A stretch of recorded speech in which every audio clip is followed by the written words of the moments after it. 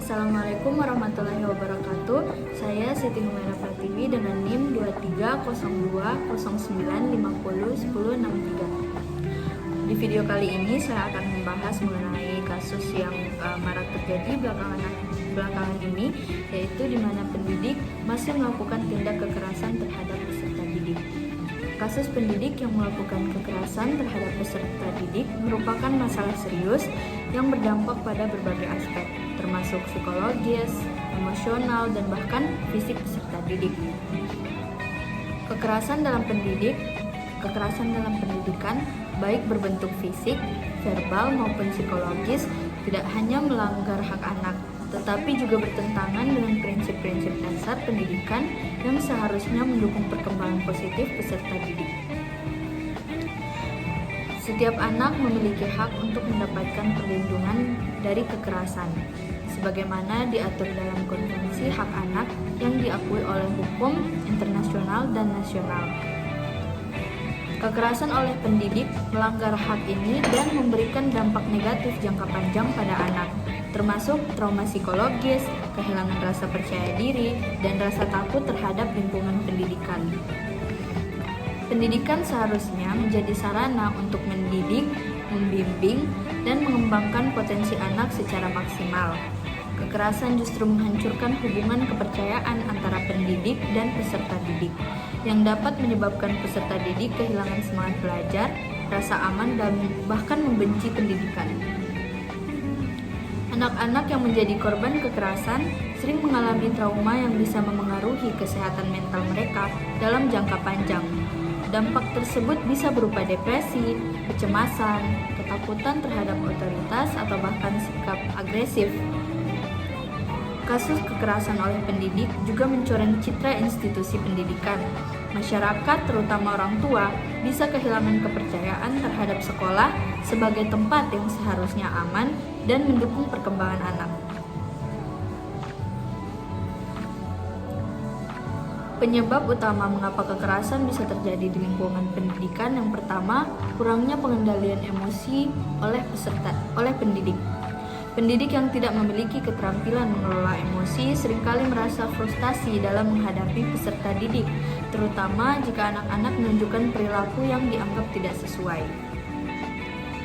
Yang kedua, budaya hukuman fisik yang masih dibenarkan. Di beberapa masyarakat, kekerasan fisik masih dianggap sebagai metode untuk mendisiplinkan anak. Pendekatan ini merupakan warisan dari pola pengasuhan lama yang belum sepenuhnya ditinggalkan.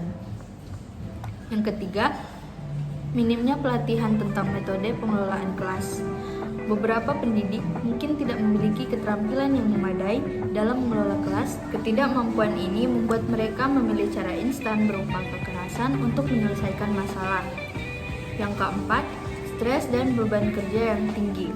Tekanan kerja yang berat, target yang tinggi, dan kurangnya dukungan dari pihak sekolah dapat memengaruhi kestabilan emosi pendidik, yang pada akhirnya dapat meledak dalam bentuk perilaku kekerasan. Yang kelima, kurangnya pengawasan dan regulasi yang tegas. Dalam beberapa kasus, kurangnya pengawasan dari pihak sekolah atau lembaga terkait memungkinkan tindakan kekerasan tidak terdeteksi atau bahkan tidak ditindaklanjuti dengan tegas. Kemudian, solusi untuk mengatasi kekerasan oleh pendidik yaitu yang pertama, pelatihan dan pendidikan bagi pendidik. Pendidik perlu mendapatkan pelatihan tentang manajemen kelas, pengendalian emosi, dan metode disiplin yang positif. Hal ini dapat membantu mereka menghadapi berbagai tantangan di kelas tanpa menggunakan kekerasan. Yang kedua, sosialisasi tentang hak anak. Baik pendidik, peserta didik maupun orang tua perlu diberi pemahaman mendalam tentang hak anak, termasuk hak atas perlindungan dari kekerasan. Edukasi ini dapat membangun kesadaran untuk menciptakan lingkungan pendidikan yang aman. Yang ketiga, peningkatan pengawasan di lingkungan sekolah. Sekolah perlu memiliki mekanisme pengawasan yang ketat untuk memastikan tidak ada tindakan kekerasan yang dilakukan oleh pendidik. Ini termasuk saluran pelaporan yang aman bagi peserta didik dan orang tua untuk melaporkan kekerasan. Yang keempat, sanksi yang tegas bagi pelaku kekerasan. pemerintah dan institusi pendidikan harus memberikan sanksi tegas terhadap pendidik yang terbukti melakukan kekerasan. Hal ini untuk memberikan efek jera sekaligus menunjukkan bahwa kekerasan tidak dapat diterima dalam pendidikan. Yang kelima, peningkatan kesejahteraan pendidik. Memberikan dukungan emosional, mengurangi beban kerja berlebihan, dan meningkatkan kesejahteraan pendidik dapat membantu mereka lebih fokus untuk menjalankan tugas dengan pendekatan yang positif. Yang terakhir, menciptakan lingkungan sekolah yang ramah anak. Sekolah harus menanamkan nilai-nilai inklusivitas, penghormatan, dan toleransi di antara pendidik dan peserta didik. Lingkungan yang ramah anak mendorong interaksi yang sehat dan mendukung tumbuh kembang peserta didik secara baik.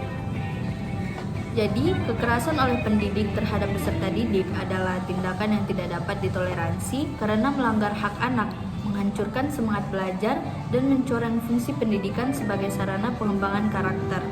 Solusi untuk mengatasi masalah ini mencakup pendidikan dan pelatihan pendidik, peningkatan pengawasan, penegakan sanksi, dan upaya kolektif menciptakan lingkungan sekolah yang aman dan mendukung.